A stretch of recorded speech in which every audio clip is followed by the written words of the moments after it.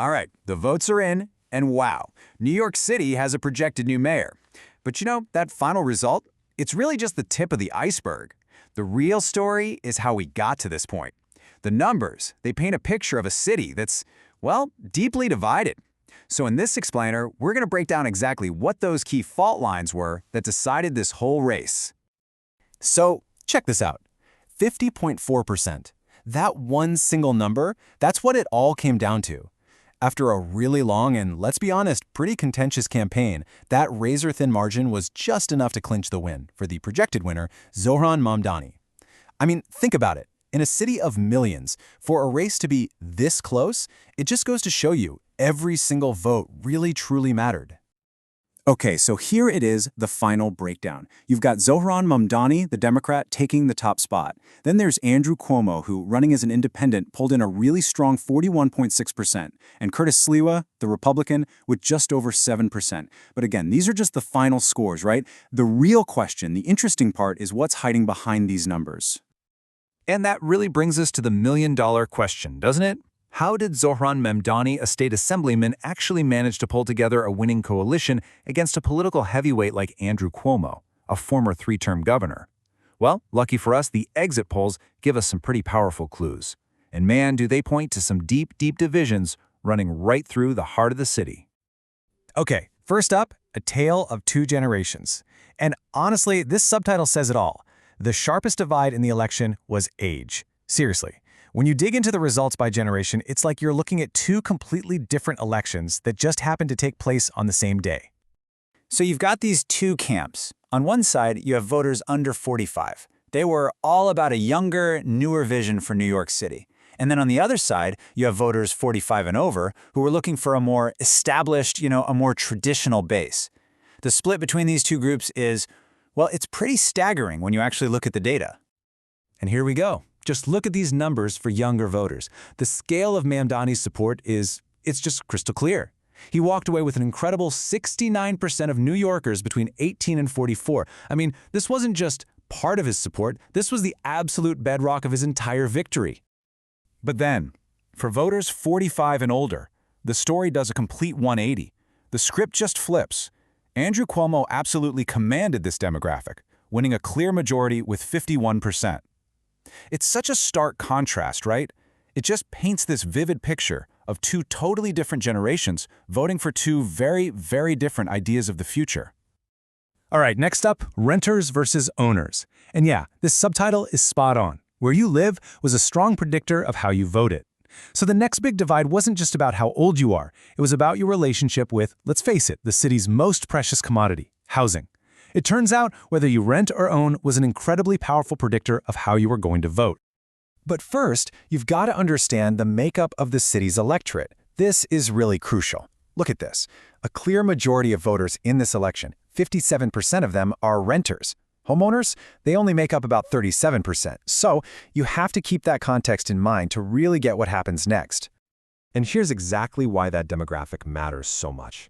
Mamdani's message just clicked with the city's renters. I mean, he won this group by a massive 25-point margin. That's not a small lead. It's proof that his campaign was really powered by that rental majority. And here we go again. The picture completely flips when we look at homeowners. This group became a really solid base for Andrew Cuomo. He won them with 53% of the vote. So the big takeaway here is pretty clear. The city's economic divide between renters and owners was basically its political divide in this election. Okay, Section 3, the ideological divide. We're moving from who the voters are to what they believe. So we've looked at age, we've looked at housing, but what about, good old-fashioned political beliefs? Let's shift gears from the demographics of who these voters are to the ideology of what they actually believe. Now, it's probably no shock to anyone that New York City's electorate is, overwhelmingly progressive. This chart shows it right here. Almost half of all voters, 49%, call themselves liberal.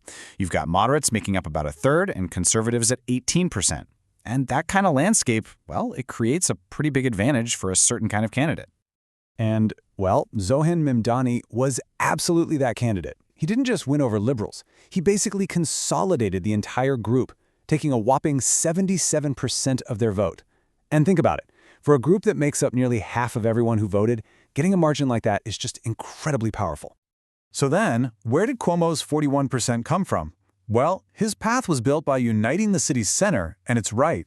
He won moderate voters with 56%, and he absolutely dominated among conservative voters with 68%. Basically, he successfully became the one and only alternative for every single voter who wasn't on the progressive left. All right, last section. What drove the vote? This is where we get down to the brass tacks, moving past the single issue to the core quality that really decided this election. We know who voted for whom, but now let's get to the very heart of it. What was the #1 issue on everyone's mind? And maybe even more importantly, what was the single most important quality they were looking for in a mayor? And the answer here is, well, it's not even close. For a huge majority of New Yorkers, we're talking 56%. The single most important issue was the cost of living. It wasn't just the top issue. It absolutely dwarfed everything else on the list. You know, crime was talked about a lot, but it came in as a distant second at just 22%. But you know, it seems like beyond any single issue, this election really boiled down to a super fundamental choice. The data shows us it was basically a contest between two completely different ideas of what New York City needs right now. Do you want a leader who's going to bring fundamental change, or do you want a leader who already has the right experience? Okay, this chart right here, this is the core of the entire election, all laid out. For the voters whose top priority was bringing needed change, a massive 77% of them went for Mamdani. And for those who cared most about having the right experience, an absolutely overwhelming 93% chose Cuomo. I mean, the battle lines just could not be any clearer than that. So to put a bow on all of this election was really a tale of two completely distinct coalitions. On one hand, you had Zoran Mamdani's winning coalition. It was younger, it was liberal, it was made up of renters, and they were all overwhelmingly looking for change. And on the other hand, you had Andrew Cuomo's coalition. It was older, more moderate to conservative, made up of homeowners, and they overwhelmingly valued experience. So in the end, the call for change just barely edged out the appeal of experience. But these deep divides that the election brought to the surface, between young and old, renter and owner, progressive and moderate, they aren't just going to disappear. Which really leaves us all with this one big question. What does this deep divide signal about the future of New York City? And maybe even about urban politics all across the country? That's definitely something we're all going to be watching. Thanks so much for joining me for this explainer.